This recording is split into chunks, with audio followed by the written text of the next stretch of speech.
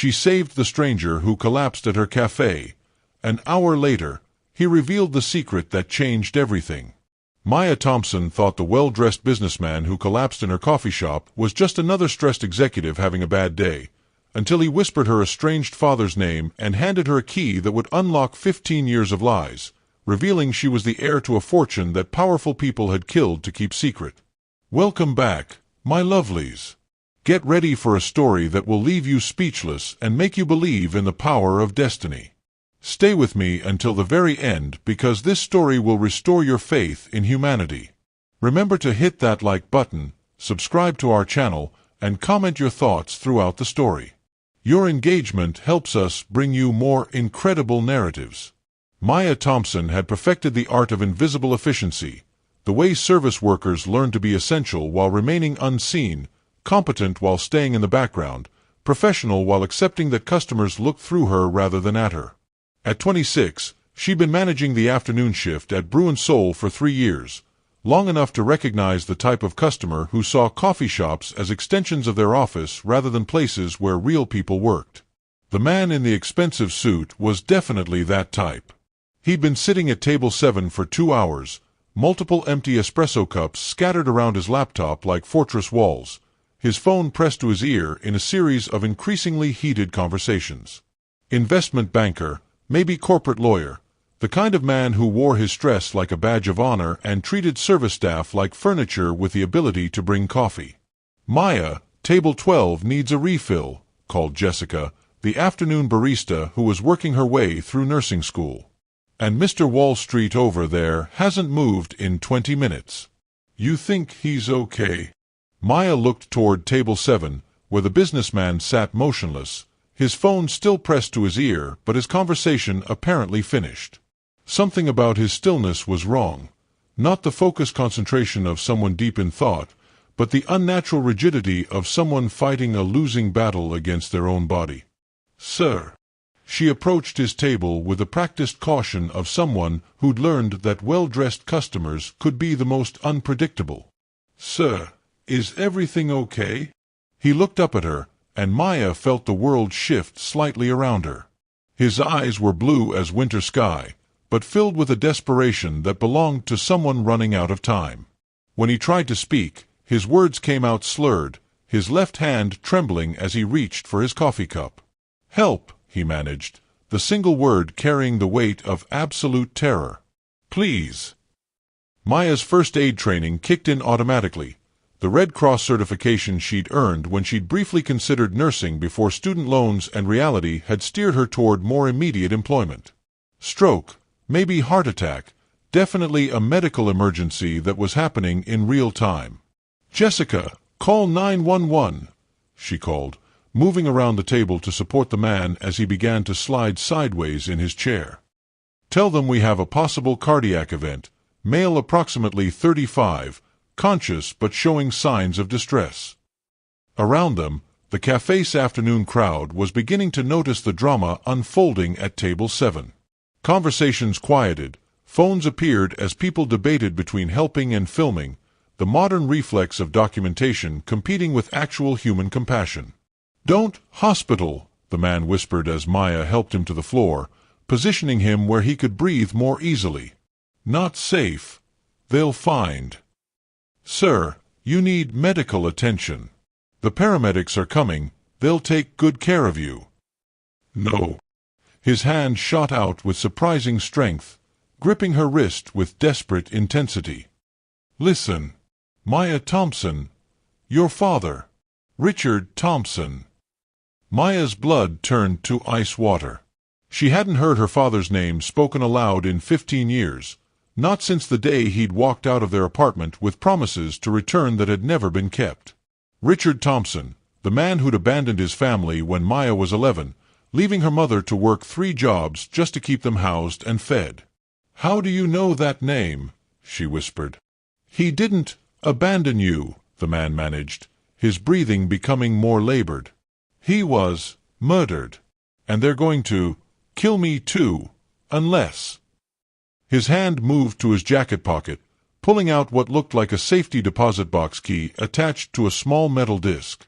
With enormous effort, He pressed it into Maya's palm, his fingers closing around hers with the grip of someone passing on something precious. Bank of Seattle, Downtown Branch, Box 247. His voice was fading, but his eyes remained locked on hers with laser intensity. Everything is there. The truth about who you really are. Sir, what's your name? Who are you? Daniel. Daniel Morrison. I worked with your father. 15 years. I've been protecting. His eyes fluttered, consciousness slipping away as sirens wailed in the distance.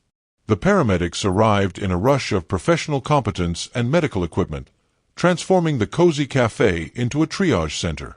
Maya found herself pushed to the periphery as EMTs worked to stabilize Daniel Morrison, their voices clinical and urgent as they assessed his condition. "Looks like poisoning," one of them said to his partner.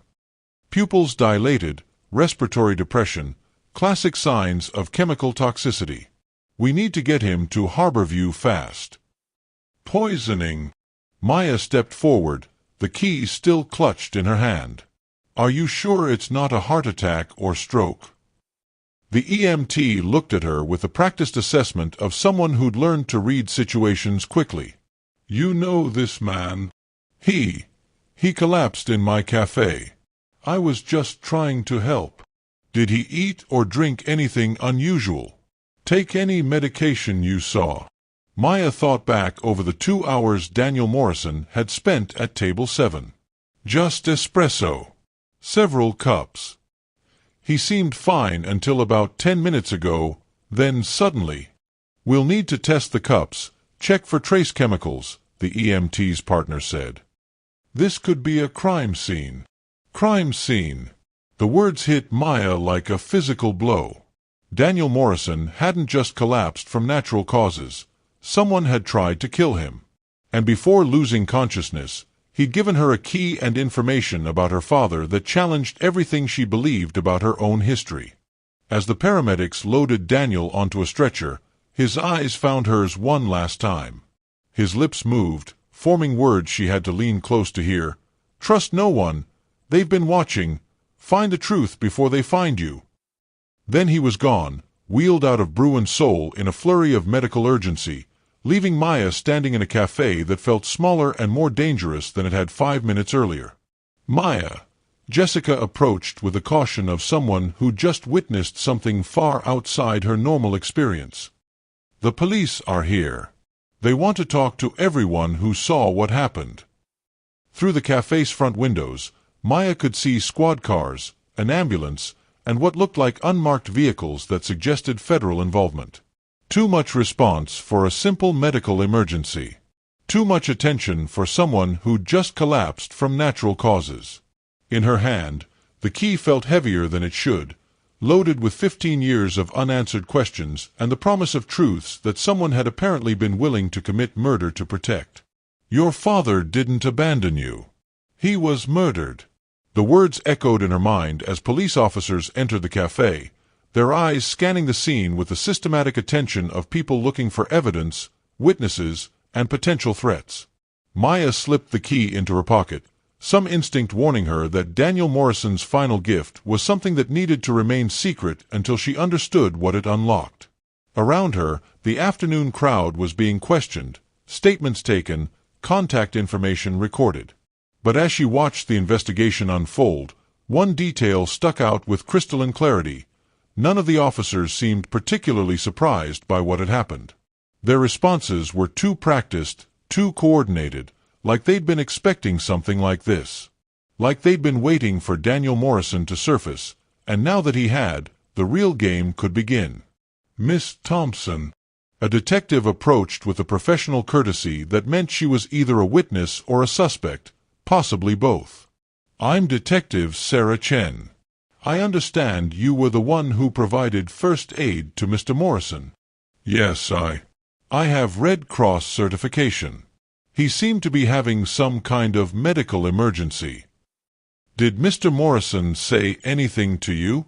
Anything that might help us understand what happened here?" Maya felt the weight of the key in her pocket, the echo of Daniel's warning about trusting no one. Detective Chen seemed professional, competent, exactly the kind of person who should be handling this investigation.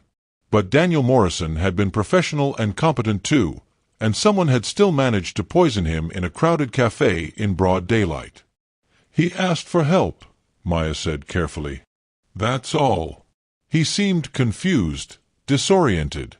I don't think he really knew what was happening." Detective Chen made notes, her expression giving nothing away. "We'll need your contact information, in case we have follow-up questions. This investigation could take some time. If you've made it this far into the story, don't forget to like, subscribe, and share. Your support helps us keep bringing you more heartwarming stories like this one." As Maya provided her details, she wondered how long it would take the investigation to focus on the key Daniel Morrison had passed to her, the safety deposit box that apparently contained evidence about her father's death, and the truth about who she really was. She wondered how long she had before they stopped looking for a poisoner and started looking for whatever Daniel Morrison had died trying to protect. And she wondered whether the daughter of Richard Thompson, whoever he really was about to become the next target in a conspiracy that had been 15 years in the making. Outside, Seattle's afternoon bustle continued with the oblivious energy of a city that had no idea one of its coffee shops had just become ground zero for secrets that people killed to protect. But inside Bruin Soul, Maya Thompson held a key that was about to unlock more than just a safety deposit box. It was about to unlock a truth that would change everything she thought she knew about her life, her family, and the reason she'd been working in obscurity while other people lived the future that should have been hers. The game was starting, and she didn't even know she was playing yet. The safety deposit box key felt like it was burning a hole in Maya's pocket as she stood in the marble-floored lobby of Bank of Seattle, staring at the directory that would direct her to either answers or deeper questions. Around her, the afternoon crowd of business customers conducted their financial affairs with the casual confidence of people whose bank accounts had never been a source of anxiety. Maya had never been inside a bank this upscale. Her banking was done at credit unions and ATMs, her financial life managed through apps that helped her stretch each paycheck until the next one arrived. The chandeliers and mahogany paneling spoke of money so old and established that it had its own gravitational pull. "May I help you?" The customer service representative was professionally polite, her smile containing the kind of assessment that determined how much attention a customer deserved based on their appearance and account balance. "I need to access a safety deposit box," Maya said, producing the key that Daniel Morrison had pressed into her hand. "Box 247. The representative's demeanor shifted slightly, not quite surprise, but something more attentive, as if the box number had triggered recognition of something significant. "Of course. May I see some identification, please?" Maya handed over her driver's license, watching the representative's face for clues about what she might be walking into. The woman typed information into her computer, her expression growing more focused with each keystroke.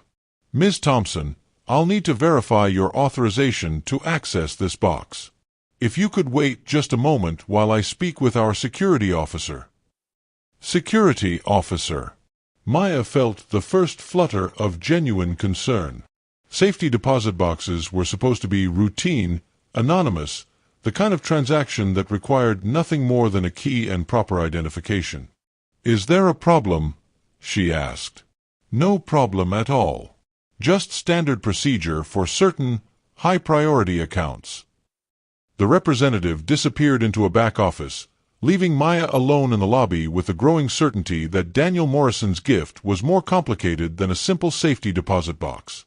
Through the bank's floor-to-ceiling windows, she could see Seattle's business district humming with afternoon activity, completely unaware that a coffee shop worker was about to step into a world she'd never imagined. "Ms. Thompson."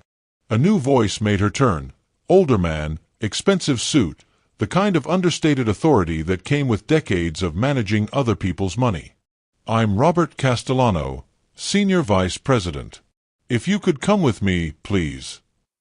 He led her through a maze of corridors that spoke of old money and older secrets, past offices where serious people made decisions that affected other people's lives. The safety deposit box area was more fortress than bank vault. Multiple security doors, biometric scanners, surveillance that tracked every movement. Box 247, Castellano said as they reached the appropriate section. This box was established 15 years ago with very specific instructions regarding access. You are, according to our records, the designated heir with full authorization to its contents. Heir. Maya's voice was smaller than she'd intended. The account holder, Richard Thompson, left detailed instructions that in the event of his death or disappearance, access would transfer to his daughter, Maya Thompson, upon presentation of the access key and proper identification. Maya stared at the small metal box that Castellano retrieved using both her key and the bank's master key. 15 years. Her father had established this box the same year he'd disappeared from her life, which meant whatever was inside had been waiting for her since she was 11 years old. "I'll leave you to examine the contents in privacy," Castellano said, gesturing toward a small room designed for exactly this purpose. "Take as much time as you need."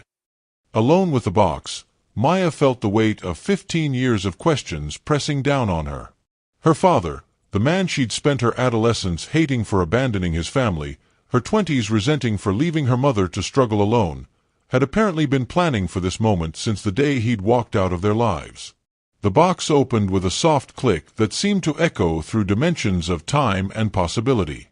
Inside were documents that made her breath catch, photographs that challenged everything she believed about her family's history, and evidence of a truth so extraordinary that she had to read it 3 times before her mind could process what she was seeing. Stock certificates. Hundreds of them, representing ownership in companies whose names she recognized from Fortune 500 lists. Microsoft, Amazon, Boeing, Starbucks, major stakes in the corporate giants that defined Seattle's economic landscape. Real estate deeds. Properties throughout the Pacific Northwest, including commercial buildings in downtown Seattle whose rental income alone would have made her mother's financial struggles unnecessary. Bank statements showing accounts in her name, accounts that had been growing with compound interest and dividend payments for 15 years, accumulating into figures that belonged in movies rather than the life of a coffee shop manager. But it was the letter, handwritten on expensive stationery, sealed in an envelope marked, "For Maya, when she's ready for the truth," that made everything else pale in comparison. "My dearest daughter, if you're reading this, then Daniel Morrison has found you, which means I'm dead and the people who killed me are probably coming for you next. I'm sorry, Maya. Sorry for leaving, sorry for the lies, sorry for letting you and your mother believe I abandoned you when the truth is that staying would have gotten you both killed. My real name is Richard Thompson, but I was also known as Richard Sterling, heir to Sterling Industries, one of the largest defense contractors in the United States. When my father died, I inherited not just a fortune, but evidence of illegal weapons sales, government corruption, and war crimes that reached the highest levels of the Pentagon. I tried to do the right thing. I tried to expose the truth through official channels, but the corruption went too deep, involved too many powerful people. When I realized that staying meant putting you and your mother in danger, I faked my own death and went into hiding. For 15 years, I've been gathering evidence, building a case that couldn't be ignored or buried. Daniel Morrison was my business partner, the only person I trusted with the complete truth. If he's contacted you, it means the investigation is complete and the evidence is ready to be released. But it also means the people we've been hunting have found us. Maya, you are the legal heir to Sterling Industries and everything that comes with it. But more than that, you're the key to bringing down a network of corruption that has been selling American weapons to enemy forces while American soldiers die in conflicts that could have been prevented. The choice is yours. You can take the money, disappear, live quietly somewhere safe while letting the corruption continue. Or you can finish what I started, expose the truth, and honor the memory of every soldier who died because powerful people chose profit over patriotism. I know which choice you'll make, because you're your mother's daughter as much as mine. You've never backed down from a fight when something important was at stake. Trust Daniel Morrison. Trust the evidence we've gathered. Trust yourself. And know that everything I did, every choice I made, was to protect you until you were strong enough to protect yourself. I love you, Maya. I never stopped loving you, even when love meant staying away. Your father, Richard Thompson Sterling. Maya read the letter 3 times before the words fully penetrated. Her father, the man she'd spent 15 years resenting, hadn't abandoned his family. He'd given up everything to protect them while building a case against forces so powerful that exposure meant death. And now, through a dying man's final act of loyalty, the responsibility had passed to her. She looked through the other documents with new understanding. Financial records showing illegal arms sales, government contracts that violated international law, communications between defense contractors and hostile foreign governments. Enough evidence to bring down dozens of high-ranking officials and transform American military policy. The final item in the box was a cell phone, recent model, expensive, with a note attached, emergency contacts programmed. When you're ready to move forward, call Angela Rodriguez at the Washington Post. She's been waiting 15 years for this story.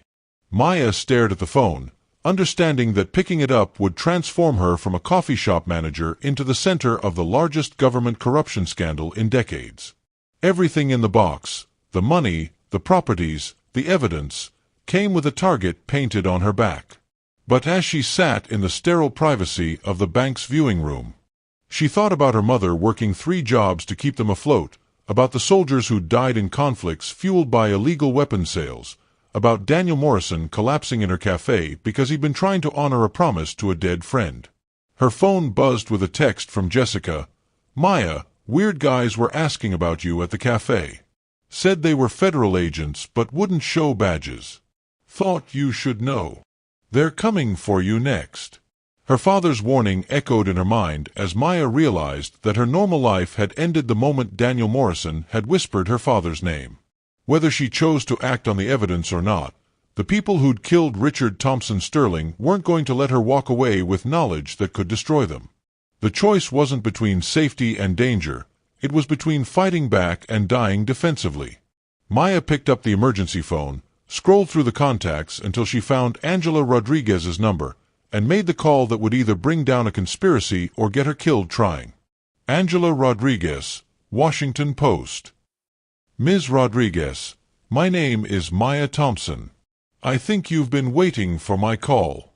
The silence on the other end stretched for several heartbeats before Rodriguez replied, her voice carrying 15 years of anticipation. Richard Sterling's daughter. Dear God, we thought you were dead too. I was supposed to be. But I'm very much alive, and I have everything my father died trying to protect. Where are you now? Bank of Seattle, downtown branch. But I don't think I should stay here much longer. No, you shouldn't. There are people who've been monitoring that safety deposit box for years, waiting for someone to access it. Rodriguez's voice carried the urgency of someone who understood the stakes. Maya, listen to me very carefully. You're in immediate danger. The moment you opened that box, alarms went off in places that don't officially exist. What do? You disappear. Right now. Leave the bank through a side exit, find somewhere public and crowded, and stay there until I can arrange protection. How much of your father's evidence do you have with you? All of it. Everything he and Daniel Morrison gathered over 15 years. Then you're carrying the most dangerous documents in America. And every intelligence agency, defense contractor, and government official implicated in those documents is going to be mobilizing to eliminate you before you can release them. Maya looked around the viewing room that had suddenly become a trap, understanding that her coffee shop manager life was over and her inheritance, billions of dollars and enemies to match, was beginning. Ms. Rodriguez, she said, I think I'm going to need help. You're going to need a miracle. But first, you're going to need to survive the next hour. Through the bank's windows, Maya could see black SUVs pulling into the parking garage, their occupants moving with the coordinated precision of people who'd done this before. The game her father had started was about to become hers. And she was about to learn whether a coffee shop manager could survive in a world where truth was the most dangerous weapon of all. Have you ever discovered that your entire life story was based on a lie meant to protect you? Sometimes the most loving thing a parent can do is disappear, and sometimes the most dangerous inheritance is the truth. What would you do if you suddenly held evidence that could change everything? Maya clutched the emergency phone like a lifeline as she wove through the crowded market, the smell of fresh fish and roasted coffee creating a surreal contrast to the life-and-death conversation she was having with Angela Rodriguez. Around her, tourists and locals went about their afternoon shopping, completely unaware that a coffee shop manager carrying the most dangerous documents in America was trying to disappear into their midst. "Do you see them?" Rodriguez's voice crackled through the phone, strained with the urgency of someone coordinating a high-stakes extraction. Maya glanced over her shoulder, spotting the figures in dark suits who moved through the market crowd with predatory purpose. Too well-dressed for tourists, too focused for casual shoppers, their eyes scanning faces with systematic precision. "3 of them that I can see. Maybe more." She ducked into a spice vendor's stall, using the hanging bundles of herbs as cover while she tried to think. "They're not trying to hide what they're doing. It's like they don't care who sees them, because they have official sanction." "Maya, these aren't just corporate security or private contractors. These are federal agents operating under national security authorization. They can detain you indefinitely, confiscate the evidence, and make the whole thing disappear into classified databases." "So what do I do? I can't run forever, and I can't exactly go to the police with this." "You go public. Right now, before they can stop you. The moment this story breaks, killing you becomes counterproductive. It would only validate everything your father died trying to expose." Maya pressed deeper into the market, her mind racing through options that all seemed to end with her either dead or disappeared. The documents in her bag felt heavier with each step, loaded with 15 years of evidence that powerful people had killed to protect. "How do I go public? I'm a coffee shop manager, not an investigative journalist. I don't know how to." "You don't have to. I've been preparing for this story for 15 years, building relationships with editors, fact-checkers, legal teams who can handle the kind of pressure that comes with exposing government corruption." Rodriguez paused, and Maya could hear typing in the background. "But I need you to get the documents to me. And I need you to stay alive long enough to verify their authenticity." "Where are you?" "Washington, D.C. But I have colleagues in Seattle who can help. There's a cafe called Zeitgeist in Pioneer Square. Do you know it?" "I know it." Maya had been there a few times for their poetry nights, back when her biggest concern was whether she could afford the cover charge. "Meet my colleague there in 1 hour. Her name is Sarah Kim, investigative reporter for the Seattle Times. She'll be wearing a red scarf and carrying a copy of All the President's Men. She'll help you get the evidence to safety while I prepare for publication." Through the market's chaos, Maya spotted another figure, this one different from the suited agents. A woman in jeans and a hoodie, moving through the crowd with the casual efficiency of someone who belonged there, but her eyes held the same systematic alertness as the federal agents. "I think they have more people here than we thought," Maya said, changing direction toward the market's north exit. "How many?" "I'm not sure. But they're not all government types. Some of them look like, I don't know, normal people. Like they're trying to blend in. Private contractors. Defense companies hire their own security, former military and intelligence officers who don't have to follow the same rules as federal agents." Rodriguez's voice carried grim understanding. "Maya, this is bigger than just government corruption. You're threatening an entire industry built on illegal weapons sales." Maya reached the market's edge, where Elliott Bay stretched out gray and choppy under Seattle's perpetual clouds. The tourists here were sparser, the vendors more focused on locals than visitors, and the sightlines too open for comfort. "I need to move," she said. "Too exposed here." "Maya, wait. Before you hang up, there's something else you need to know. What? Your mother. She didn't just struggle financially after your father left. She was under surveillance. The same people who killed Richard Sterling have been watching your family for 15 years, making sure you never got curious about your father's real identity. The revelation hit Maya like a physical blow. They were watching us. Your mother's jobs, your school records, your college applications, all of it was being monitored to ensure you stayed ordinary, stayed invisible, stayed safely ignorant of who you really were. Maya thought of her mother's string of employment difficulties, the way opportunities seemed to dry up just when things were looking promising, the scholarship applications that were approved and then mysteriously revoked. Not bad luck or economic hardship, but deliberate sabotage designed to keep them struggling and distracted. She knew, didn't she? Maya said quietly. My mother knew why he really left. I think she suspected. But knowing the truth would have made her a target too, so she kept quiet, kept you both safe by accepting the cover story. Anger blazed through Maya's chest, not just at the people who'd killed her father, but at the entire system that had stolen 15 years of her life, that had forced her family to live in artificial poverty while she was legally entitled to billions of dollars. How do I contact you once I have the documents secure? This phone has my direct number programmed. But Maya, once you make contact with Sarah Kim, once we start moving toward publication, there's no going back. They'll escalate their efforts to stop you, which means your life becomes exponentially more dangerous. My life became dangerous the moment Daniel Morrison whispered my father's name. At least this way, his death means something. Then go. Get to Zeitgeist, find Sarah Kim, and let's finish what your father started. Maya ended the call and immediately dialed her mother's number, her hands shaking as she waited for an answer that didn't come. Straight to voicemail, unusual for a woman who never turned off her phone because she couldn't afford to miss work calls. Mom, it's Maya. I need you to listen carefully. I found out about Dad, about what really happened to him. You might be in danger.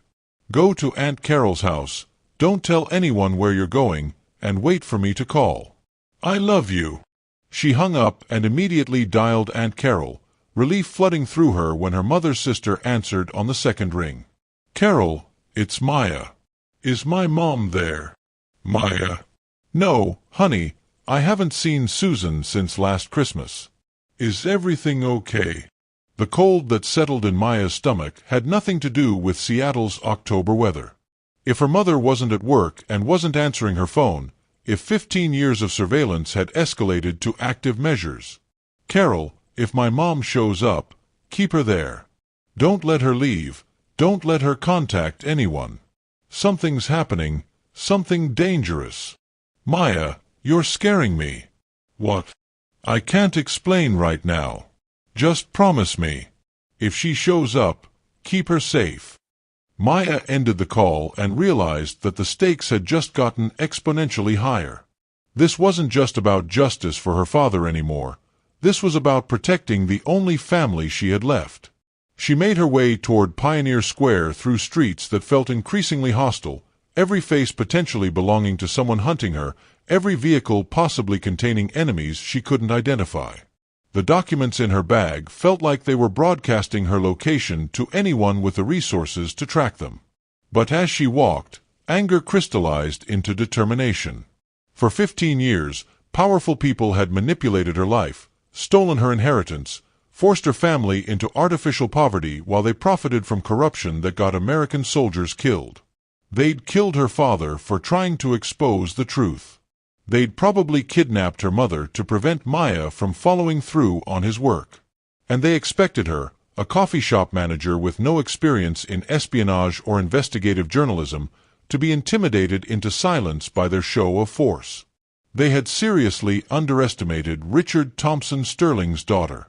Maya pulled out the emergency phone and scrolled through its contacts until she found the one labeled nuclear option. According to the attached note, this was a contact to be used only if all other approaches failed, if the situation escalated beyond normal investigative journalism into active warfare. She was pretty sure watching her family qualified as escalation. The number connected to a voice that sounded like it belonged to someone accustomed to operating in situations where conventional rules didn't apply. "This is Maya Thompson," she said. "I think I need the nuclear option." "Copy that.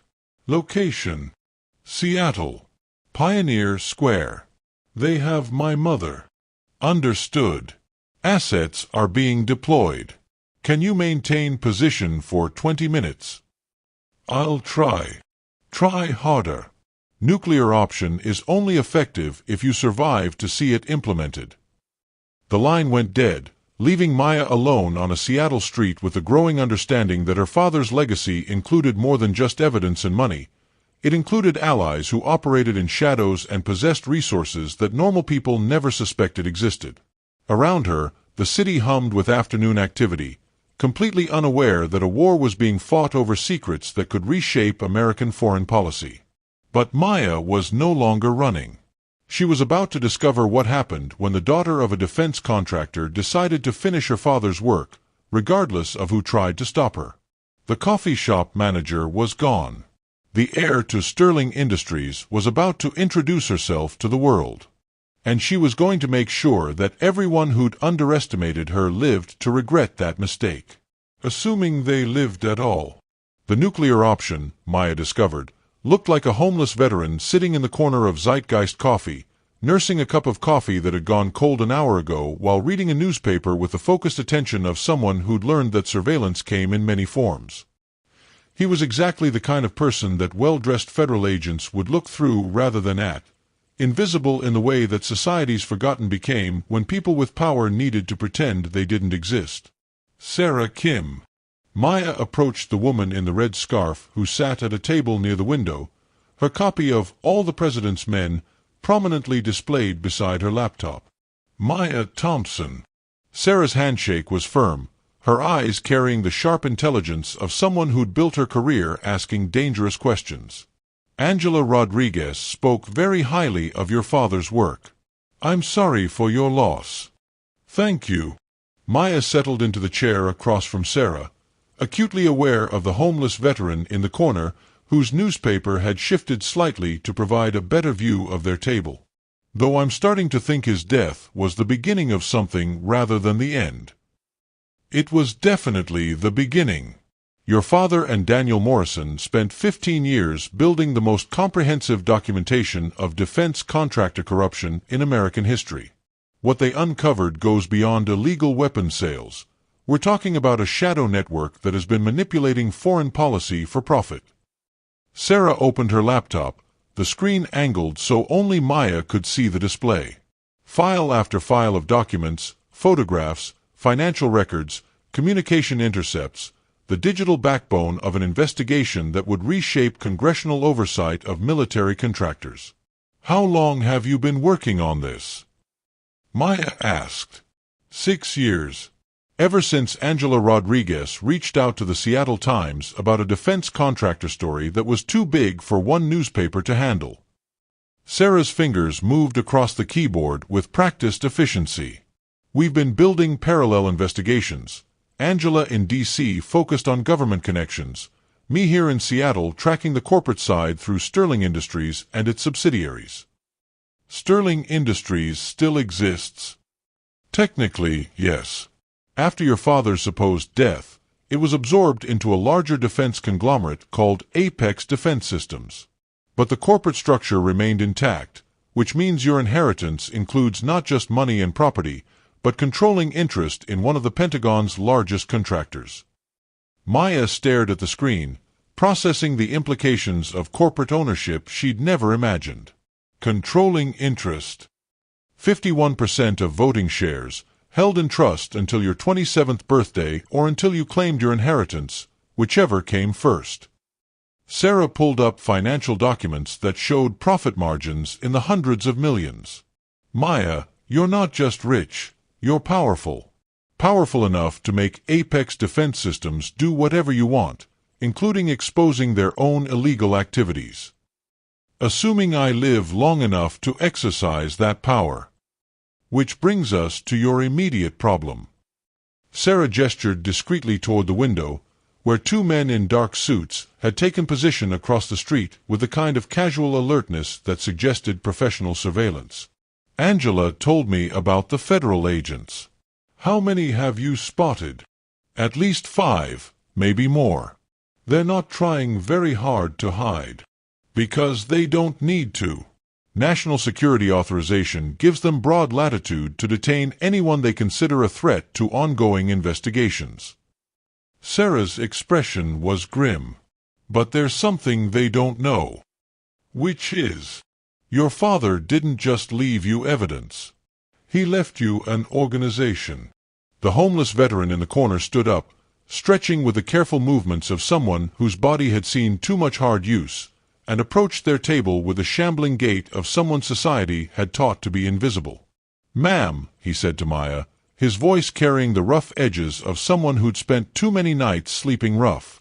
"Wondered if I could have a word about your father." Maya looked to Sarah, who nodded almost imperceptibly.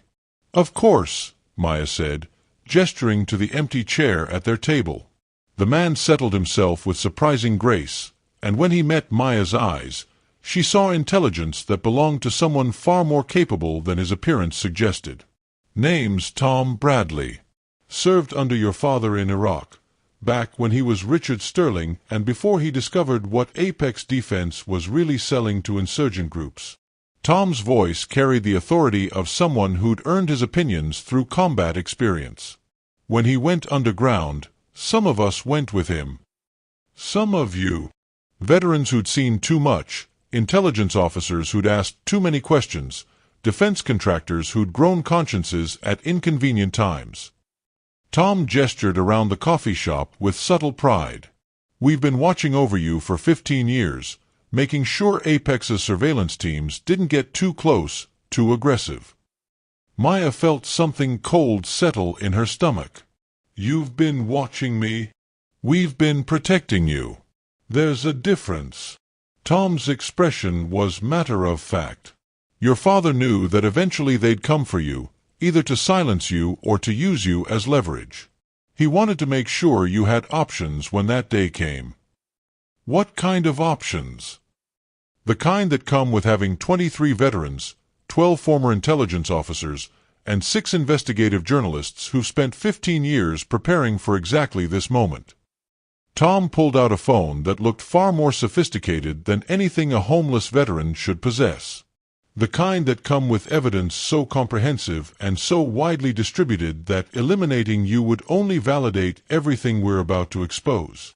Sarah leaned forward, her journalistic instincts engaged. "Tom, how extensive is this evidence distribution?" "Simultaneous release to 14 major newspapers, 3 television networks, 4 international news agencies, and direct transmission to 16 congressional offices." Tom's smile was sharp as winter steel. "Plus complete copies to the International Criminal Court, the United Nations Human Rights Commission, and intelligence services in allied countries whose soldiers died because of Apex Defense's illegal weapons sales." "When?" "The moment Maya gives the word. Or the moment anything happens to her, her mother, or anyone else connected to this investigation." Tom looked directly at Maya. "Your father called it the Samson option. If they try to bury the truth by eliminating the witnesses, the whole temple comes down on their heads." Maya stared at Tom Bradley, understanding that her coffee shop manager life had been surrounded by an invisible army of people who'd been preparing for this day since she was 11 years old. "My mother," she said. "They have my mother." "No, they don't." Tom's phone buzzed with an incoming message. "Your mother is currently having dinner with her sister Carol, completely unaware that the grocery store trip that delayed her answering your call probably saved her life. We've had people watching her for hours." Relief flooded through Maya's chest, followed immediately by a deeper understanding of how thoroughly her father had planned for this moment. "So what happens now?" "Now you decide," Sarah said, her laptop displaying documents that would reshape American foreign policy. "You can disappear. Take the money, assume a new identity, live quietly somewhere safe while we handle the media exposure. Your father built this investigation to work with or without you. Or, Maya asked, or you step forward as Richard Sterling's daughter and the heir to Sterling Industries. You use your corporate authority to force Apex Defense to cooperate with congressional investigations. You become the face of this story, the living proof that truth can survive 15 years of cover-ups and assassination attempts. Tom Bradley leaned back in his chair, his homeless veteran disguise complete but his eyes carrying the weight of command decisions made under fire. Either choice is brave, he said quietly. But only one of them finishes what your father started. Only one of them ensures that every soldier who died because of Apex Defense's greed gets the justice they deserve. Through the coffee shop window, Maya could see more federal agents taking positions, not just the obvious ones in suits, but the subtle ones who blended into Seattle's evening crowd. A coordinated operation designed to contain her before she could release evidence that would destroy careers, end administrations, and potentially trigger the largest government scandal in American history. If I step forward, she said, how long do I have before they find a way to silence me permanently? As long as you want, Tom replied.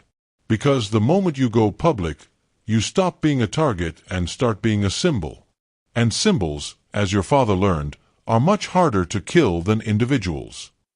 Maya looked around Zeitgeist Coffee, at Sarah Kim preparing to publish the story of the decade, at Tom Bradley commanding an invisible army of people who'd spent 15 years preparing for this moment, at the federal agents outside who thought they were hunting a frightened coffee shop manager. She thought of her father, who'd given up everything to protect his family while building a case against corruption that reached the highest levels of government. She thought of Daniel Morrison, who died keeping a promise to a friend he'd never forgotten. She thought of her mother, who'd spent 15 years struggling financially while her daughter was legally entitled to billions of dollars. And she thought of all the soldiers who'd died in conflicts prolonged by illegal weapons sales, who'd never know that their sacrifice had been betrayed by the very system they'd sworn to serve. Sarah, she said finally, how long do you need to prepare the story for publication? The story's been ready for 6 years. I just need your authorization to use your name and your father's evidence. Tom, how long before your network can implement the Samson option? We can go live in 30 minutes. Every news outlet, every government office, every international agency, simultaneous release that makes containment impossible. Maya pulled out the emergency phone her father had left her, scrolling through contacts until she found the one labeled, "When you're ready to change the world." Then let's change the world, she said, and pressed call. The voice that answered sounded like it belonged to someone who'd been waiting 15 years for this conversation. Maya Thompson, the voice said. Richard Sterling's daughter. Are you ready to claim your inheritance? All of it, Maya replied, watching federal agents through the window while surrounded by allies she'd never known existed. The money, the company, the responsibility, and the enemies that come with it. Then welcome to the family business. Let's go expose some corruption. Around her, Tom Bradley's network sprang into action with military precision. Sarah Kim's fingers flew across her keyboard, preparing to publish the story that would reshape American politics. And outside, federal agents suddenly found themselves facing a situation they'd never trained for. A target who refused to run. A story too big to suppress.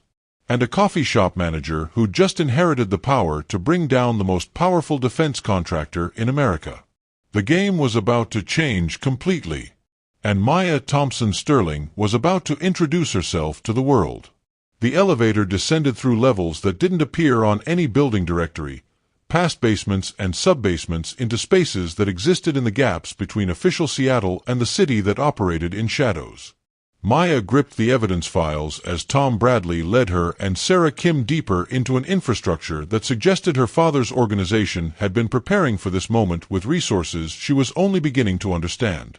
How long has this place existed? She asked as they reached a corridor lined with servers, communication equipment, and workstations that looked like mission control for a small intelligence agency. Since 2010, Tom replied, using a security badge that opened doors designed to withstand serious assault. Your father realized that exposing Apex Defense would require more than just evidence. It would require the ability to protect that evidence and the people who gathered it. The main operations room stretched out like something from a spy movie, with wall-mounted displays showing real-time intelligence feeds, financial markets, and news broadcasts from around the world. 15 people worked at various stations with the focused efficiency of professionals who'd been training for this operation for years. "My God," Sarah breathed, her journalistic instincts overwhelmed by the scope of what she was seeing. "This isn't just an investigation. This is a full-scale intelligence operation." "Your father didn't just go underground," Tom explained to Maya. "He built an entire shadow organization dedicated to documenting and eventually exposing the network of corruption that killed him. Veterans, intelligence officers, financial analysts, journalists, even former Apex Defense employees who grew consciences, all working toward this moment." A woman approached from one of the workstations, mid-40s, sharp-eyed, carrying herself with the authority of someone accustomed to making decisions under pressure. "Maya Thompson," she said, extending a hand. "I'm Dr. Elizabeth Chen, former Defense Intelligence Agency analyst and current Director of Operations for what your father called Project Truth." Project Truth. 15 years of investigation into defense contractor corruption, government cover-ups, and the systematic manipulation of American foreign policy for profit. Dr. Chen gestured toward the wall displays, which showed a network diagram so complex it looked like a map of the human nervous system. What started as an investigation into illegal weapons sales became something much larger. How much larger? Dr. Chun led them to a conference table where documents had been arranged with military precision, not just the evidence Maya had inherited, but years of additional investigation that painted a picture of corruption so comprehensive it challenged her understanding of how government actually functioned. Apex Defense Systems isn't just selling weapons illegally, Dr. Chen explained. They're manufacturing conflicts to create markets for their products, funding insurgent groups, providing intelligence to hostile forces, even manipulating diplomatic negotiations to ensure that peaceful resolutions don't reduce demand for military hardware. Sarah leaned forward, her reporter's instincts fully engaged. "You're talking about deliberately prolonging conflicts that cost American lives. We're talking about creating conflicts that shouldn't exist at all." Dr. Chen pulled up a series of documents that showed financial transfers, weapons shipments, and intelligence reports. The Syrian civil war, the insurgency in Afghanistan, the destabilization of several African nations, all of them exacerbated or directly caused by Apex Defense's manipulation. Maya stared at the evidence, understanding that her inheritance wasn't just wealth and corporate power, but complicity in a system that had turned human suffering into shareholder profits. "My father discovered this." "Your father stumbled onto the financial irregularities first," Tom said, settling into a chair beside her. "Defense contracts that didn't make tactical sense, weapons shipments to regions where we supposedly had no active operations, intelligence reports that contradicted field observations." But when he started asking questions, he discovered that the irregularities weren't bugs in the system, Dr. Chen finished. They were features. Apex Defense had systematically infiltrated the Pentagon, the State Department, even congressional oversight committees. They weren't just profiting from American foreign policy, they were writing it. The wall displays shifted to show a different kind of network diagram, not weapons sales or financial transfers, but personnel connections. Government officials who'd worked for Apex Defense, military officers who'd received Apex consulting contracts, congressmen whose campaigns had been funded by Apex-affiliated PACs. "The revolving door between defense contractors and government service," Sarah said with dawning horror. "They're not just influencing policy, they are policy." "Which is why your father couldn't expose them through normal channels," Tom explained to Maya.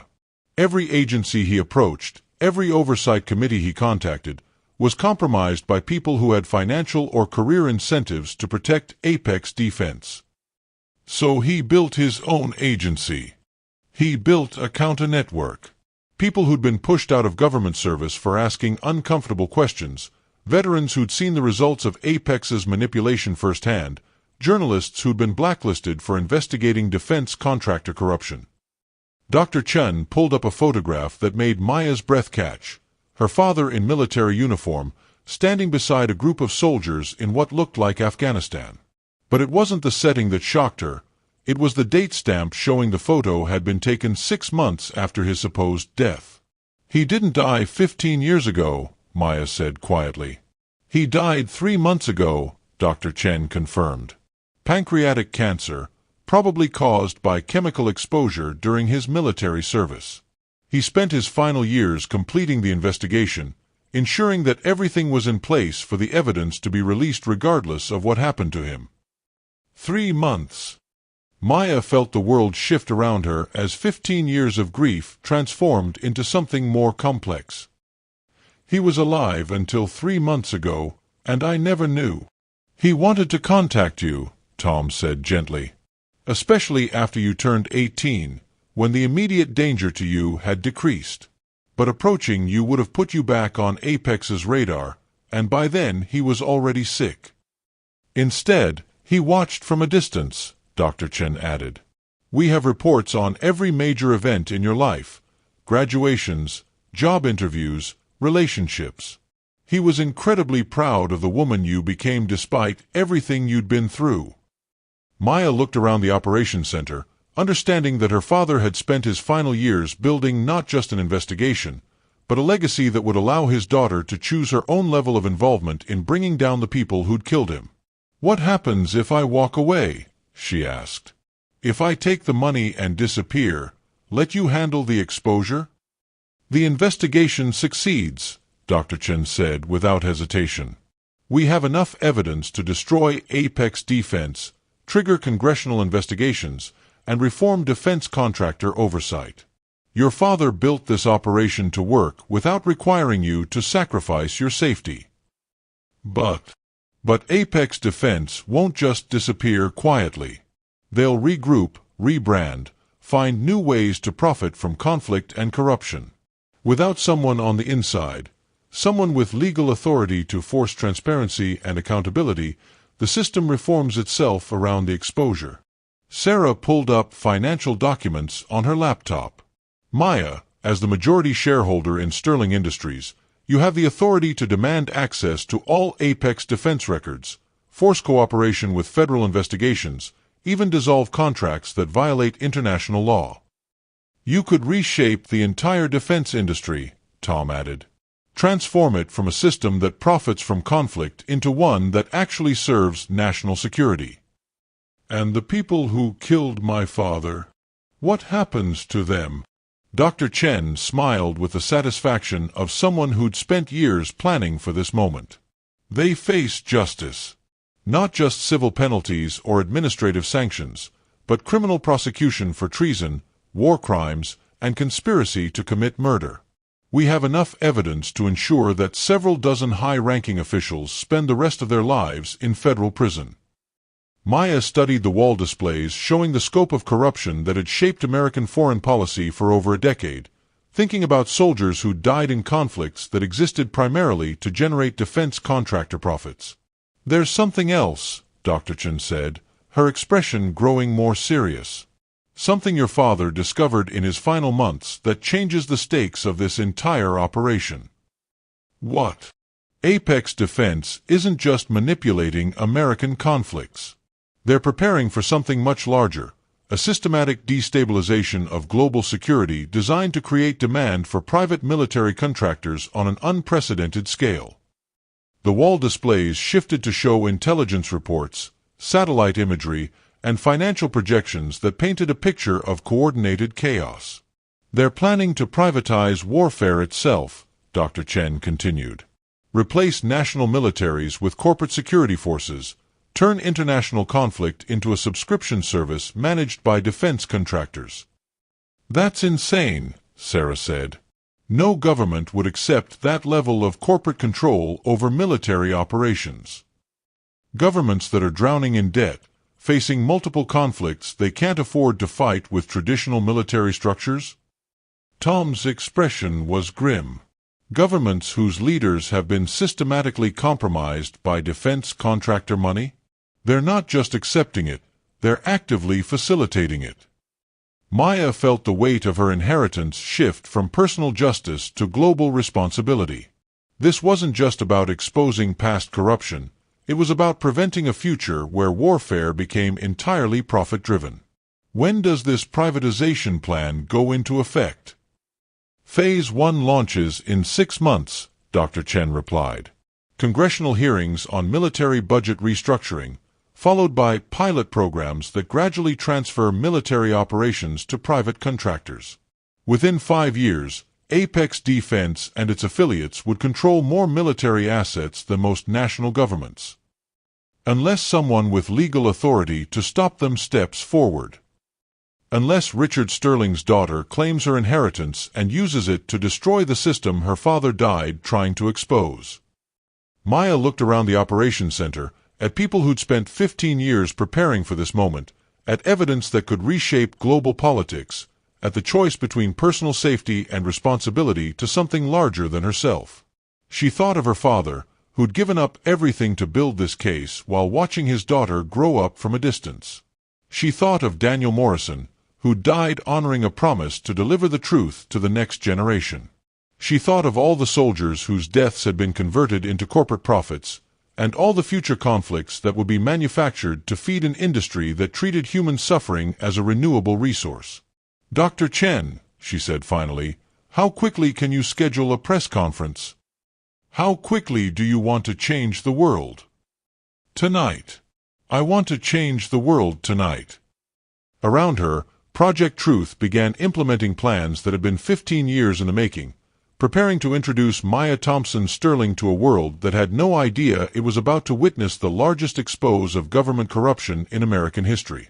The coffee shop manager was gone forever. The heir to Sterling Industries was about to declare war on the military-industrial complex itself. And she was going to make sure that her father's death was the last sacrifice required to protect the truth. The makeup artist worked with the focused efficiency of someone who'd prepared people for high-stakes television appearances before, but Maya could see the weight of history in her movements. This wasn't just another press conference.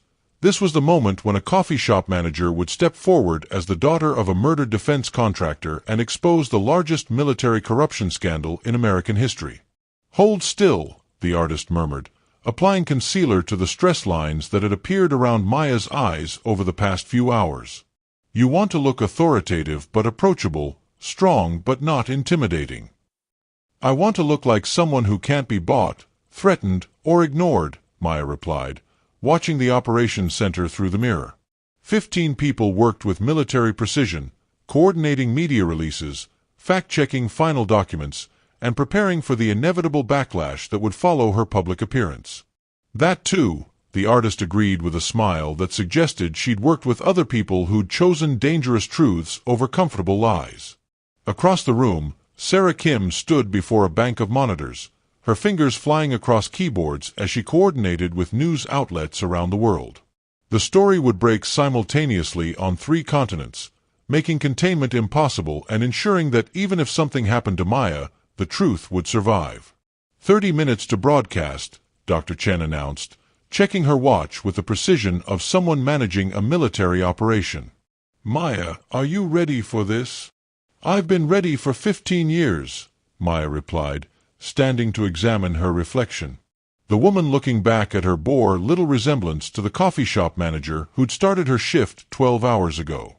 This woman wore a tailored suit that suggested corporate authority, carried herself with the confidence of inherited power, and looked directly into the camera with eyes that had seen too much to be intimidated by mere wealth and influence. "There's something I need to tell you," Tom Bradley said, approaching with the careful respect of someone delivering important information. "About the people watching tonight." "How many?" "Not how many who. Your mother's watching from Carol's house. Daniel Morrison's family is gathering around their television in Portland. Veterans from your father's unit are hosting viewing parties on 3 military bases." Tom's expression carried profound satisfaction. But more importantly, Congressional oversight committees are preparing emergency sessions, and the International Criminal Court has investigators standing by to begin formal proceedings. Maya felt something warm settle in her chest, not just the anticipation of justice, but the knowledge that she wasn't facing this moment alone. Somewhere in Seattle, her mother would finally understand why her husband had really left. Somewhere in Portland, Daniel Morrison's family would learn that their loved one had died completing a mission that mattered. Somewhere around the world, people who'd been fighting corruption in isolation would discover they were part of something larger. "There's something else," Dr. Chen said, holding out a small device that looked like an expensive smartphone. "Your father recorded something for you. A message he wanted you to see before you stepped forward as his heir." Maya took the device with hands that were steadier than she'd expected, settling into a chair as the screen came to life with her father's face, older than she remembered, marked by illness and years of stress, but still recognizably the man who'd taught her to ride a bicycle and helped her with homework before the world had gotten complicated. "Maya," his recorded voice began, "if you're watching this, then Daniel found you, Tom's organization has kept you safe, and you're about to do something that will either make me the proudest father in history or the most terrified. Probably both." He smiled, and for a moment Maya was 11 years old again, watching her father explain some complex problem with the patience of someone who believed his daughter could understand anything if it was explained properly. "I want you to know that every choice I made, leaving, staying away, building this investigation instead of coming home, was made from love. Love for you, love for your mother, love for the soldiers who deserved better than to die for corporate profits." The image shifted to show him in what looked like a small apartment, surrounded by documents and photographs that she now recognized as the early stages of Project Truth. "But I also want you to know that you don't have to continue this work. The investigation succeeds with or without you. The people responsible for corruption will face justice regardless of your choice. I built this operation to give you options, not obligations." Maya felt tears starting, not from grief but from the overwhelming understanding of how completely her father had loved her even from a distance. "If you choose to step forward as Richard Sterling's daughter, you'll inherit enemies along with allies, danger along with power. You'll spend years in congressional hearings, corporate boardrooms, and courtrooms where people will try to discredit everything you represent. But you'll also inherit the chance to reshape an entire industry, to ensure that no other family loses a father to corruption, to transform the military-industrial complex from a system that profits from conflict into one that actually serves peace." He leaned forward, his expression carrying the weight of everything he'd learned about power and responsibility. "Maya, you're stronger than you know, braver than you believe, and more capable than anyone, including yourself, has ever given you credit for. Not because you're my daughter, but because you're you. The woman who spent years serving coffee to people who didn't see her, who never stopped caring about others even when life gave you every reason to become cynical. Whatever you choose, I love you. I'm proud of you. And I know that Richard Thompson Sterling raised a daughter who will make the right choice for the right reasons." The recording ended with her father's smile, leaving Maya alone with the weight of 15 years of love and the choice that would define the rest of her life. "He never stopped watching over you," Tom said quietly. "Even when he couldn't be there physically, everything he did was aimed at protecting you and giving you the power to protect others." Maya wiped her eyes, careful not to smudge the makeup that would carry her through the most important television appearance of her life. 10 minutes, Dr. Chen announced. Around the operations center, people who'd spent 15 years preparing for this moment made final checks on systems that would broadcast the truth to a world that had been systematically lied to about the nature of American foreign policy. "Sarah," Maya called to the journalist who'd become an unexpected ally. "Are you ready to change the world?" "I've been ready since I became a journalist," Sarah replied, her laptop displaying the story that would reshape international relations. "The question is whether the world is ready to change." "It doesn't matter whether it's ready," Maya said, moving toward the broadcast setup where cameras and lights waited to introduce her to history. "Some changes are necessary whether people want them or not." She took her position behind a podium that bore no corporate logos or government seals, just a simple microphone and the weight of truth that had been 15 years in the making. "Ladies and gentlemen," Dr. Chen's voice carried through the operations center, "we are live in 30 seconds. Maya looked around at the people who'd become her chosen family over the course of a single day. Tom Bradley, who'd protected her from dangers she'd never known existed. Dr. Chen, who'd coordinated an investigation spanning decades. Sarah Kim, who'd risked her career to tell a story that powerful people wanted buried, and all the veterans, analysts, and journalists who'd sacrificed normal lives to serve something larger than themselves. "Maya," Tom said, approaching for one final moment before the broadcast began, "your father would be proud." "I know," she replied, feeling the weight of inheritance settling around her shoulders like armor. "That's why I'm going to finish what he started." The red light on the camera came on, and Maya Thompson Sterling stepped forward to introduce herself to a world that was about to discover that the daughter of a murdered defense contractor had inherited more than just money. She'd inherited the power to expose corruption, the responsibility to seek justice, and the courage to face whatever consequences came with telling the truth. "Good evening," she began, her voice carrying the authority of someone who'd found her purpose. "My name is Maya Thompson Sterling, daughter of Richard Thompson Sterling, and I have something to tell you about the people who've been profiting from war while American soldiers die in conflicts that exist primarily to generate corporate revenue. Around the world, people who'd been fighting corruption in isolation suddenly discovered they weren't alone. And in an underground facility in Seattle, a coffee shop manager completed her transformation into something the military-industrial complex had never faced before, an heir who refused to be silent, an heiress who chose justice over comfort, and a daughter who understood that some legacies were worth any price to protect.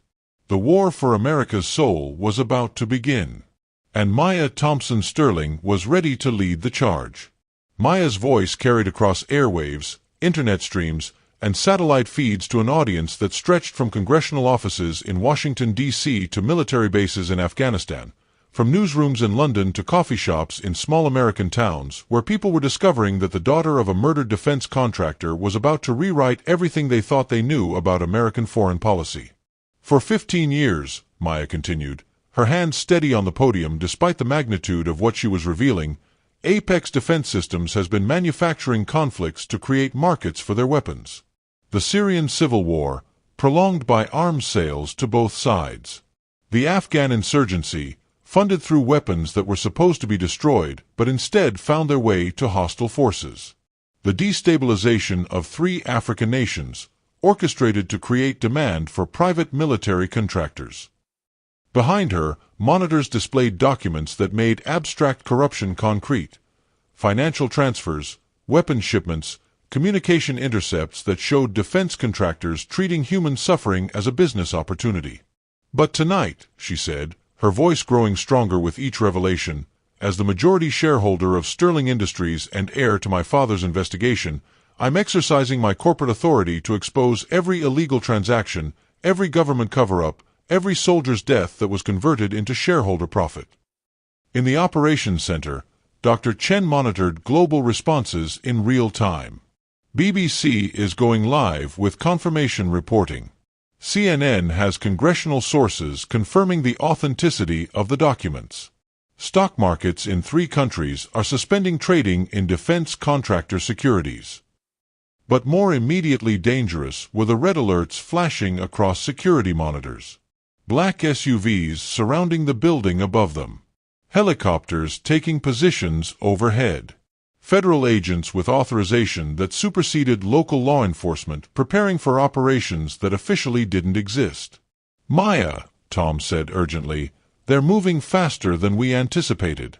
Full tactical response, military authorization. They're not planning to arrest you, they're planning to eliminate the broadcast center." Maya continued her presentation without missing a beat, 15 years of her father's training in crisis management allowing her to maintain focus while chaos erupted around her. "The evidence I'm releasing tonight includes financial records showing that over 40 congressional representatives, 12 senators, and 6 cabinet-level officials have received payments through Apex Defense shell companies in exchange for favorable legislation and policy decisions. Sarah Kim looked up from her laptop, her face pale with the enormity of what they were witnessing. Maya, the FBI just issued a national security gag order. They're trying to prevent any media outlet from continuing coverage. Too late, Dr. Chen replied with grim satisfaction. International broadcasts are outside their jurisdiction, and we've got simultaneous releases in 14 countries. They can silence American media, but they can't silence the world. Through the facility's security feeds, they could see tactical teams placing charges at structural points throughout the building. Not breach charges for entry, but demolition charges designed to bring down the entire structure. They're going to collapse the building, Tom said, his voice carrying the calm of someone who'd faced impossible odds before. Full termination protocol. They'd rather destroy everything than let the broadcast continue. Maya's voice never wavered as she revealed the names of government officials who'd sold American foreign policy to the highest bidder, the locations of weapons caches that were supposed to have been destroyed, the bank accounts where defense contractors had laundered payments to insurgent groups. But as she spoke, something unexpected began happening on the monitors showing global response. Crowds were gathering. Not just in major cities, but in small towns, on military bases, outside government buildings. People who'd lost family members to conflicts that were now revealed as profit-driven ventures. Veterans who'd fought in wars that had been deliberately prolonged. Families who'd sacrificed everything for a cause that had been corrupted by corporate greed. London, Paris, Berlin, Dr. Chen reported, her voice carrying wonder at the speed of global response. Spontaneous demonstrations outside American embassies. Veterans organizations demanding immediate congressional hearings. International leaders calling for emergency UN sessions. And at home? Maya asked, continuing her presentation while monitoring the tactical situation that was deteriorating by the minute. Protests at the Pentagon, congressional offices, Apex Defense headquarters. Military personnel are refusing orders to suppress coverage. Some are actively assisting with evidence verification. Sarah's fingers flew across her keyboard as she coordinated with journalists around the world. Maya, you're not just exposing corruption, you're triggering a revolution. The building shook as the first demolition charges detonated, designed to create structural failure that would look accidental rather than deliberate. But instead of evacuating, Maya stepped closer to the camera. If you're watching this broadcast, she said, her voice carrying the authority of someone who'd inherited more than money and corporate power, and it suddenly goes dark, you'll know that the same people who murdered my father have decided that truth is too dangerous to survive. Maya, Tom called from his security station, we have maybe 5 minutes before they bring the whole building down.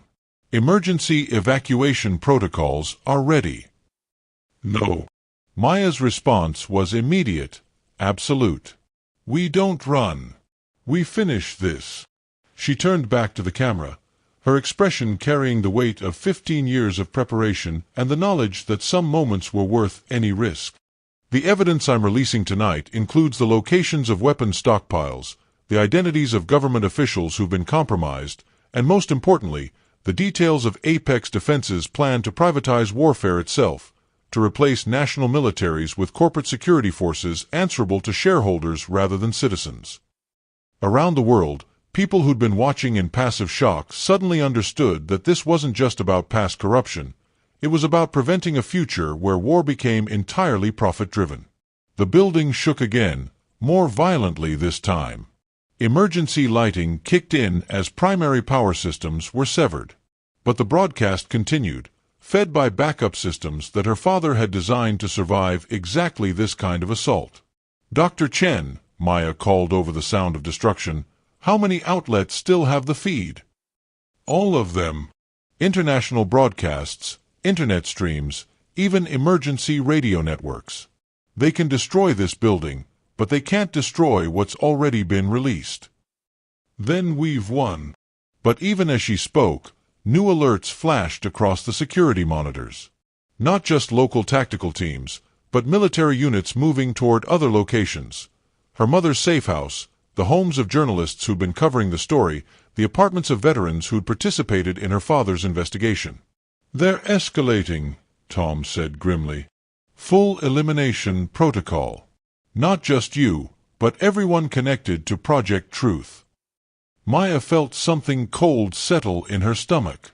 This wasn't just about silencing her, it was about erasing everyone who could verify the evidence she'd released. "Sarah, can you get word to your contacts? Warn them to get to safe locations." "Already done." "But Maya, some of them won't make it. Some of them are going to die because they helped tell this story." The weight of responsibility pressed down on Maya's shoulders as she understood that her choice to expose the truth would cost lives. Not just her own, but the lives of people who'd risked everything to support her father's mission. "There's something else," Dr. Chen said, her voice carrying a note of profound shock. "Something we didn't anticipate." "What?" "Military personnel are refusing orders. Not just individual soldiers, but entire units. They're declaring loyalty to the Constitution rather than to commands that violate their oath to protect American citizens." On the monitors, feeds from military bases showed soldiers in formation, their commanding officers reading statements that challenged the authority of anyone ordering them to suppress evidence of government corruption. "It's not just a revolution," Sarah said with growing amazement. "It's a military revolt. The armed forces are choosing truth over orders." Maya stared at the monitors showing her broadcast continuing despite the destruction around her, showing crowds gathering in support of evidence that would reshape international relations, showing soldiers choosing conscience over command. "My father would never have imagined this," she said quietly. "Your father imagined exactly this," Tom replied. "He spent 15 years building not just an investigation, but a network of people who would choose truth over comfort when the moment came." The building shook one final time, and Maya knew they had minutes at most before the structure collapsed entirely. But she also knew that the most important work had been completed. The evidence was public, the story was spreading, and the forces of corruption that had seemed invincible hours ago were discovering that truth, once released, had its own momentum.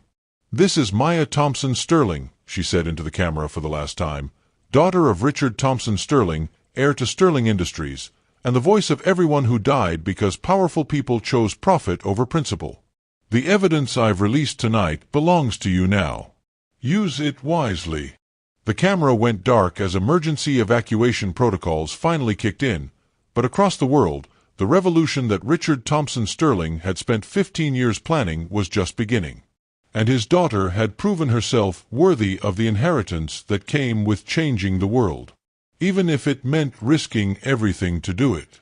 The emergency shelter existed in spaces that predated modern Seattle, carved from bedrock during World War II and updated with technology that could survive anything short of nuclear war.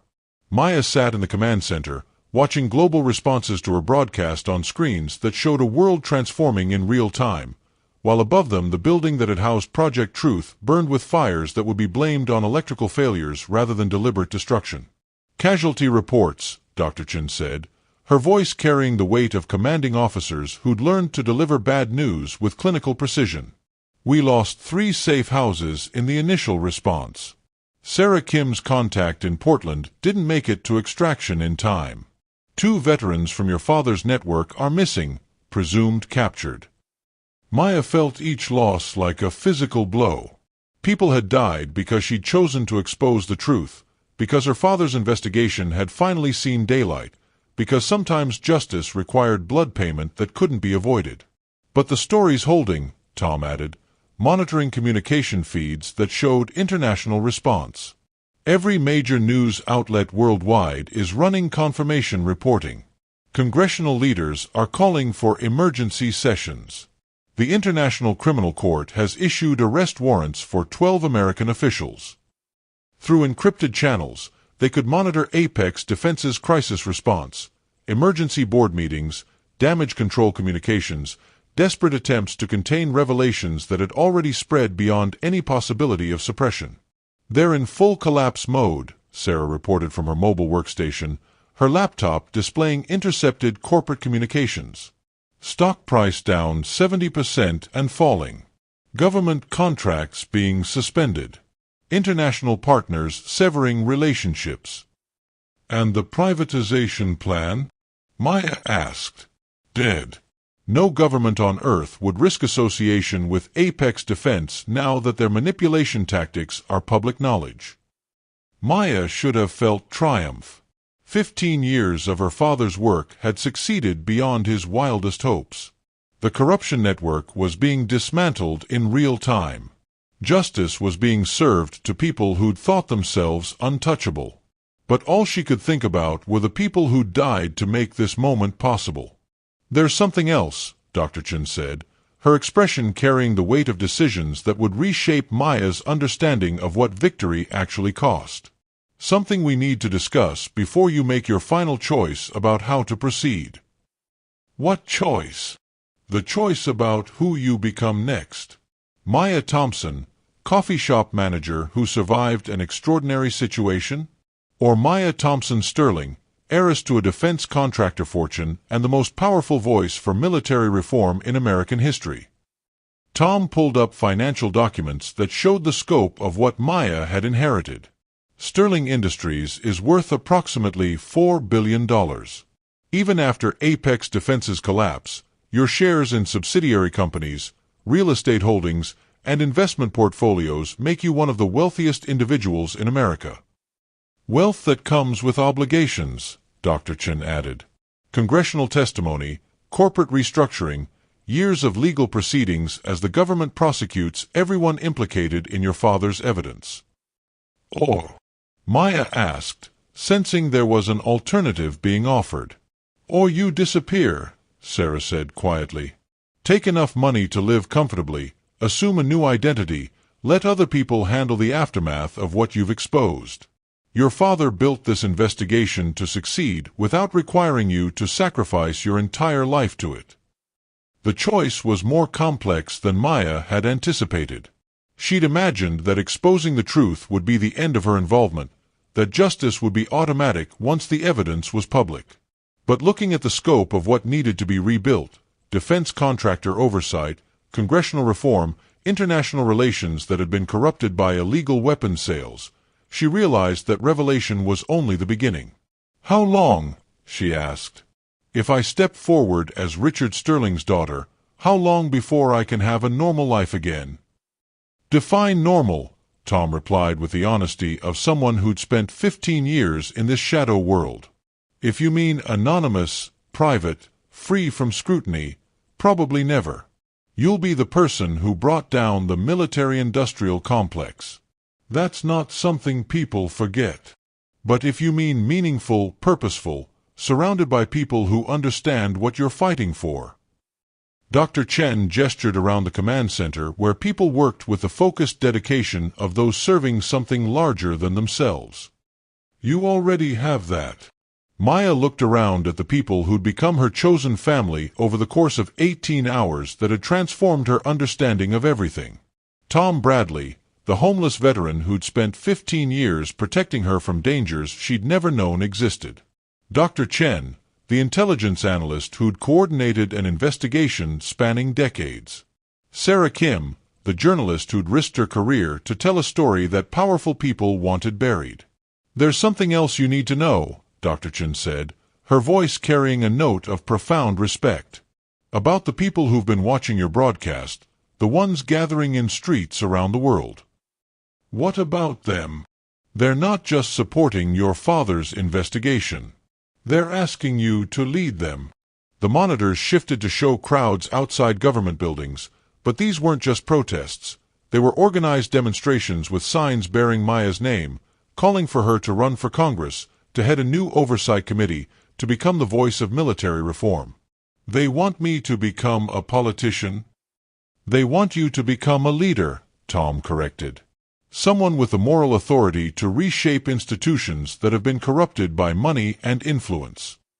Sarah pulled up polling data that showed Maya's approval ratings in various demographic groups. 93% approval among military families. 87% among veterans. Even among general population, you're polling higher than any political figure in decades. Because I told the truth. Because you told the truth when it cost you everything, Dr. Chen said. Because you chose justice over safety, principle over profit. In a political environment where people assume everyone has a price, you proved that some things can't be bought. Maya stared at the polling data, understanding that her choice wasn't just about her own future. It was about whether she would use the platform her father's sacrifice had created to continue the work of reform. What happens if I walk away? If I take the money and disappear? The investigation succeeds, Tom said. The corrupt officials go to prison. Apex defense collapses. Military contractor oversight gets reformed. But the system rebuilds itself around the reforms. New companies, new corruption networks, new ways to profit from conflict. Dr. Chen's expression was grim. Without someone with legal authority and moral credibility to maintain pressure for transparency, the military-industrial complex adapts and survives. And if I stay? If you stay, you become the permanent voice for accountability. You use your corporate holdings to force transparency, your moral authority to maintain public pressure, your father's network to investigate new corruption before it can take root. You become the person who makes sure this never happens again, Sarah added. Maya felt the weight of that responsibility settling around her shoulders like armor that would never come off. Not just wealth, but the obligation to use it wisely. Not just platform, but the duty to speak for people who couldn't speak for themselves.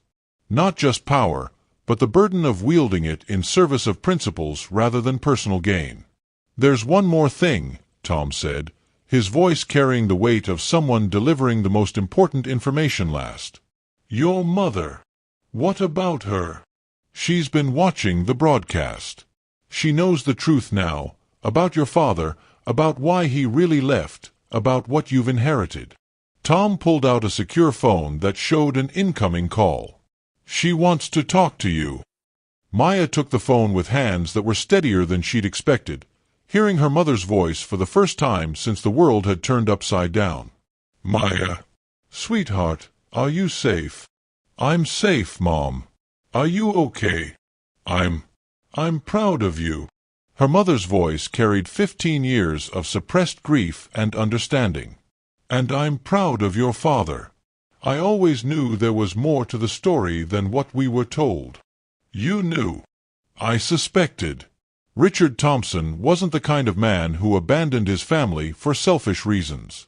But knowing the truth would have put us both in danger, so I accepted the official story and focused on raising you to be strong enough to handle whatever came next. Maya felt tears starting, not from grief but from the overwhelming understanding of how completely both her parents had loved her, even when love meant sacrifice. Mom, there are people who want me to become a public figure, to use what Dad left me to continue fighting corruption. It would mean years of congressional hearings, corporate boardrooms, legal battles. It would mean giving up any chance at a normal life. Sweetheart, her mother said with the wisdom of someone who'd spent 15 years raising a daughter alone, you were never meant for a normal life. You were meant for an important one. But your father spent 15 years building an investigation that would give you the power to change the world. The question isn't whether you should use that power, it's whether you're brave enough to use it wisely. Maya looked around the command center, at people who devoted their lives to serving something larger than themselves, at monitors showing a world that was demanding accountability from institutions that had been corrupted by money and influence. What would you do, Mom? If you were in my position, I'd ask myself what kind of world I wanted to leave for the next generation. And then I'd do whatever it took to create that world, regardless of the personal cost. The line went quiet for a moment, filled with 15 years of love and loss and the kind of understanding that only came from surviving impossible circumstances. Mom. Yes, sweetheart. I love you. And I'm going to make Dad's sacrifice mean something. I know you are. You're Richard Thompson Sterling's daughter, after all. Maya ended the call and looked around at the people who'd become her chosen family, understanding that her choice had been made the moment Daniel Morrison had whispered her father's name in a coffee shop that felt like a lifetime ago. "Dr. Chen," she said, her voice carrying the authority of someone who'd found her purpose, "how quickly can you schedule a press conference for tomorrow morning? How quickly do you want to change the world?" "Starting now. Tonight we exposed the corruption. Tomorrow we begin building something better." Around her, Project Truth began planning for a future where the daughter of a murdered defense contractor would use her inheritance to ensure that no other family paid the price for institutional corruption. The coffee shop manager was gone forever. Maya Thompson Sterling, voice of military reform and guardian of institutional transparency, was ready to begin the work that would define the rest of her life. Some inheritances, she'd learned, were worth any price to protect. Even the price of never being able to walk away.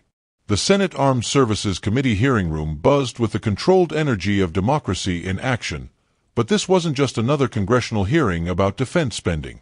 This was the culmination of 12 months of investigations, prosecutions, and systematic reform that had transformed American military policy from the ground up.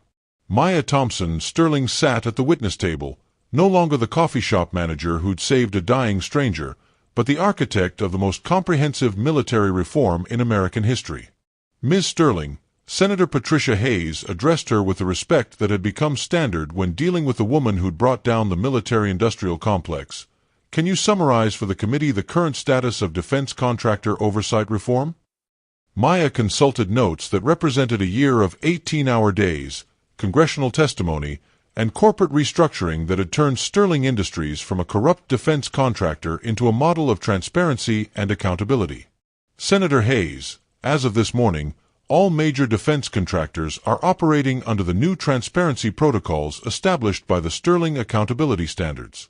Every weapons sale, every government contract, every international transaction is subject to real-time oversight by independent monitors. Behind her, monitors displayed data that would have been impossible to imagine 18 months ago. Defense spending that was actually declining because conflicts were being resolved through diplomacy rather than prolonged for profit, international weapons sales that served legitimate security needs rather than corporate revenue targets, military contractors whose executives faced criminal prosecution for any violation of ethical standards, and the privatization of warfare that Apex Defense had planned. Completely eliminated. Congressional legislation now prohibits any transfer of military authority to private contractors without specific authorization that includes full public disclosure and international oversight. Senator Hayes nodded with satisfaction that reflected a year of systematic change. "Ms. Sterling, when you first came forward with your father's evidence, did you anticipate the scope of reform that would follow?" Maya thought back to that night in the Underground Operations Center, when she'd made the choice to expose corruption without fully understanding the commitment it would require. 12 months of congressional hearings, corporate restructuring, international negotiations, and the kind of public scrutiny that made privacy impossible but purpose unavoidable. "Senator, I anticipated justice for my father and accountability for the people who'd corrupted American foreign policy. What I didn't anticipate was discovering how many people were waiting for someone to be brave first." She gestured toward the gallery, where representatives from veterans organizations, military families, and international human rights groups had gathered to witness the final hearing in what historians were already calling the Sterling reforms. "The real change didn't come from my testimony or my father's evidence. It came from people who decided that institutional corruption wasn't acceptable, that American military power should serve American values, that transparency was more important than corporate profits." Through the hearing room windows, Maya could see protesters, not the angry crowds that had initially gathered, but organized demonstrations celebrating the completion of reforms that had touched every aspect of military-industrial relations. Signs bearing her name had been replaced by signs demanding continued vigilance, ongoing accountability, permanent oversight of institutions that had been rebuilt from the ground up. "Ms. Sterling," another senator interjected, "there are those who argue that your reforms have weakened American military readiness, that transparency requirements have handicapped our ability to respond to international threats." Maya's response was immediate, backed by 12 months of data that proved exactly the opposite. Senator, American military readiness has never been stronger. When defense contractors focus on building effective weapons instead of profitable conflicts, when military strategy is based on legitimate security needs rather than corporate revenue targets, when international partnerships are built on trust rather than corruption, our actual defensive capabilities increase exponentially. And the economic impact. Defense industry employment has increased by 12%. When companies compete on innovation rather than political connections, when contracts are awarded based on merit rather than lobbying expenditures, the entire industry becomes more efficient and more effective. Maya pulled up financial data that showed defense contractors posting record profits while operating under the new transparency standards. It turns out that ethical business practices are actually more profitable than corruption. Who would have thought? Laughter rippled through the hearing room, but underneath it was the deeper satisfaction of people who'd witnessed fundamental change accomplished through democratic processes rather than violent revolution. Ms. Sterling, Senator Hayes said as the hearing approached its conclusion, you've dedicated the past year to implementing your father's vision of military accountability. What comes next for you personally? Maya considered the question that journalists had been asking for months, the speculation about whether she would run for office, accept a cabinet position, or return to some version of private life. Senator, my father spent 15 years building the evidence that exposed institutional corruption. The Sterling Foundation, funded by my inheritance from his investigation, will spend the next 15 years ensuring that such corruption never takes root again. She gestured toward Tom Bradley and Dr. Chen, who sat in the gallery representing the network of veterans, analysts, and journalists who become the Foundation's operational core. Transparency isn't a one-time achievement, it's an ongoing commitment. Accountability isn't something you establish and forget. It's something you maintain through constant vigilance.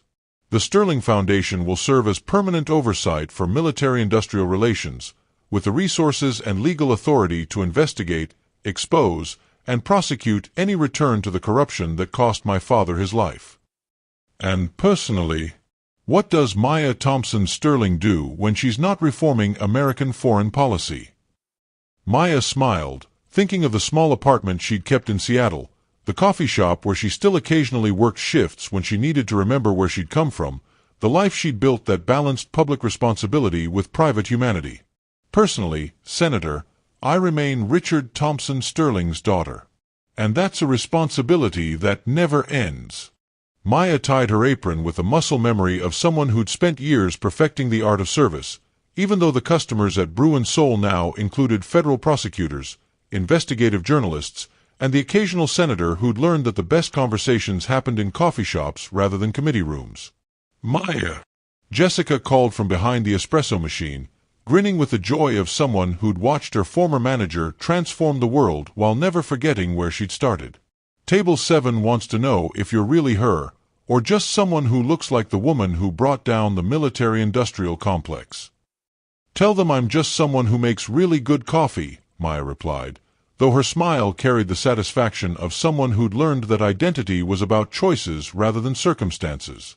Table 7 was occupied by a young veteran, maybe 25, who studied Maya with the intensity of someone who'd served in conflicts that were no longer being prolonged for corporate profit.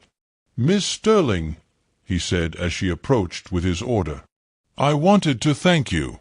My unit was scheduled for deployment to a conflict zone that we now know was being manufactured by defense contractors.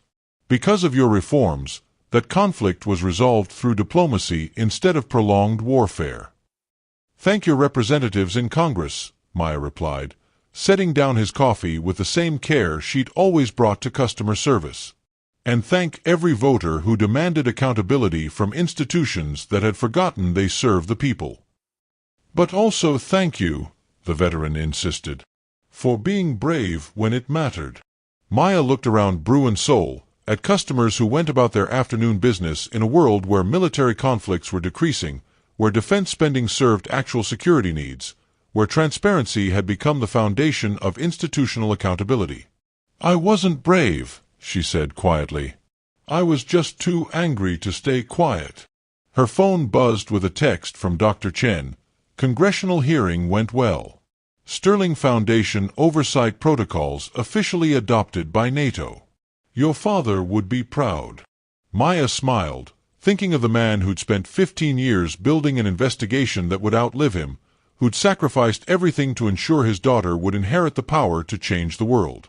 He raised a daughter who learned that some things are worth fighting for, she typed back. The rest was just details.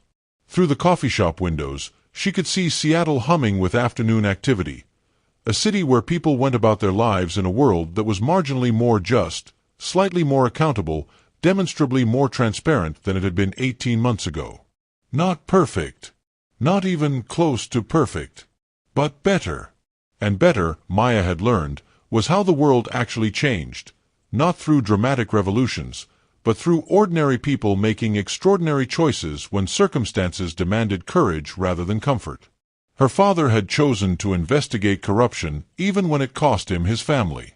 Daniel Morrison had chosen to honor a promise even when it cost him his life. She had chosen to finish their work even when it cost her privacy, anonymity, and any chance at a normal life. But in return, she'd gained something more valuable than anything she'd lost. The knowledge that Richard Thompson Sterling's sacrifice had counted for something, that institutional corruption could be defeated by people who refused to accept that injustice was inevitable, that one person's courage could inspire others to be brave when it mattered most. Maya Thompson Sterling, heiress to a defense contractor fortune and architect of military reform, finished her shift at Brew and Soul Coffee House and walked out into a Seattle afternoon that felt brighter than it had any right to be. Behind her, customers continued their conversations, completely unaware that they'd just been served coffee by someone who'd proven that ordinary people could accomplish extraordinary things when they chose justice over safety, truth over comfort, and the hard work of change over the easy acceptance of things as they were. Some inheritances, she'd learned, were worth every sacrifice they required, especially the ones that made the world a little better for everyone who came after. Thank you for watching this story to the end. If you enjoyed this story, you will surely love the next one. It's as crazier and more intriguing as you can ever imagine. So do check it out. Click on the image showing on your screen right now to watch the next one.